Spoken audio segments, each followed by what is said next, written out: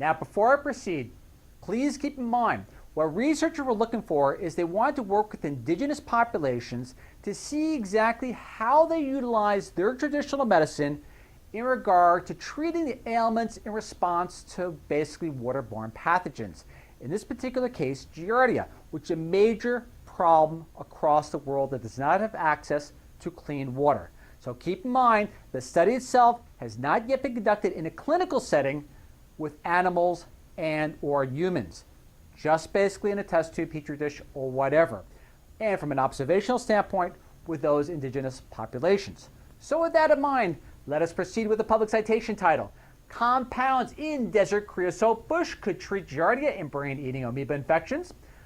Creosote bush, again, often I'll use either that word or chaparral, depending on how it's worded in the research. Researchers have found that compounds produced by the creosote bush, a desert plant common in the south to the southwestern United States, exhibit potent anti-parasitic activity against the protozoa responsible for Giardia infections and an amoeba that causes an often lethal form of encephalitis. That encephalitis you often hear of in the news when someone goes swimming in a lake, whatever, they get this brain-eating amoeba. It's rare, but however, Chaparral outperformed the traditional drugs used to treat that particular nasty ailment.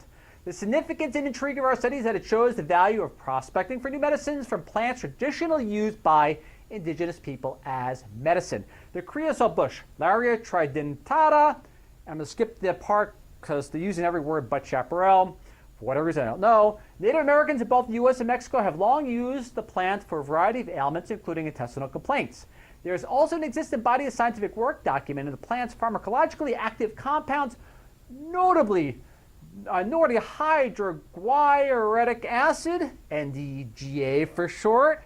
NDGA has antiviral, antibacterial, anti-inflammatory, and anti-cancer properties. Now keep in mind too, you may have heard remember news reports from a long time ago, which people went overboard in regard to chaparral, and it can result in having liver toxicity. Now the flip side of that coin, all right, if chaparral can result in large quantities causing liver toxicity, how do the traditional drug treatments that we use here in the U.S. stand up? Well, look over there, pretty nasty as far as basically even carcinogenic effects. However, chaparral basically may be a safer alternative if this research carries out in human trials effectively. So to proceed, oh, by the way, you look over there too, the cool part about this research in regard to utilizing chaparral is also basically its defensive tactic against potentially biodefense of bioterrorism pathogens as stated in that one particular part of the research. We'll go more into that towards the end. But to proceed as follows, study parameters are as basically, citation title, Larrea tridentata, a novel source of anti-parasitic agents active against Entamoeba, histolytica, Giardia, lamblia, and I believe it's Naegleria fowleri. I'm just going to probably use fowleri for the rest of the segment. Funding, as you can see there, study, not in humans, not in animals. Testing procedures, partial condensed list, results. And this is just to quote the abstract. So it's going to be a little technical, so please bear with me, but you'll get the gist. Our report, the researchers, for the first time demonstrates that lignans isolated from L. tridentata are active against pathogenic E. histolytica and G. lamblia, which directly cause human amniosis and giardia respectively. Moreover, literature reports of natural products effective against N. fowleri growth have been limited.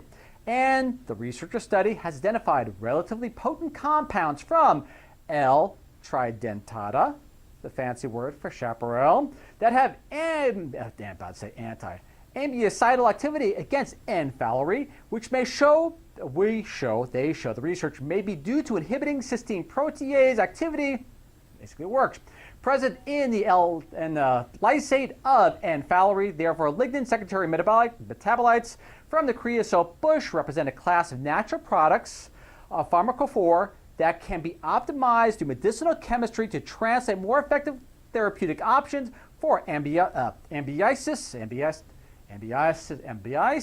giardias, and PAM, the easy part. Ambiasis. I don't know why I'm in a hard ambiasis. All right, get past that part. So to proceed as follows, chaparral looks like it may have solid efficacy against very very nasty waterborne pathogens. Now to that biodefense part. So let's go into that aspect. Besides if you're just traveling or hiking and you don't have access to these traditional drugs used for it, just saying that Chaparral, consult your medical practitioner or whoever, may be a quick go-to item if by some odd chance you don't have access to the other stuff. So to proceed, bioweapon defense. All right, Entamoeba, histolytica, Giardia, lamblia, and Naegleria fowleri pathogens are widespread throughout the world, infecting and killing hundreds of thousands of people every year. Major reason why this research is important. To proceed though, they are also listed as Category B bio-terrorism agents by the NIH and CDC. However, there is a serious unmet need to develop more effective therapies to treat these deadly pathogens. Herein, we describe that lignans isolated from the creosote bush, Chaparral, common to the southwestern USA and throughout Mexico, display relatively potent anti-parasitic activity against E. histolytica, G. lamblia, and L. fowleri. So there you have it. Chaparral, discovered through basically working with indigenous populations to see what they utilized, has been shown to have efficacy, albeit not as potent as the drug treatments in all cases. Still, looks like it's far safer, I'm just saying, than the drug treatments which are out there, and obviously easier to get a hold of than these not so common drug treatments. Just saying. So, in any case, always consult your medical practitioner, or whomever that's experienced and licensed medically in regard to Chaparral, if so need be. In any case, Chaparral, incredibly effective for many things, and even more so now, waterborne pathogens of many types. Again, I hope you find this information of use. Thank you very much for listening, and I look forward to see you all once again in 7 days. Catch you then. Bye.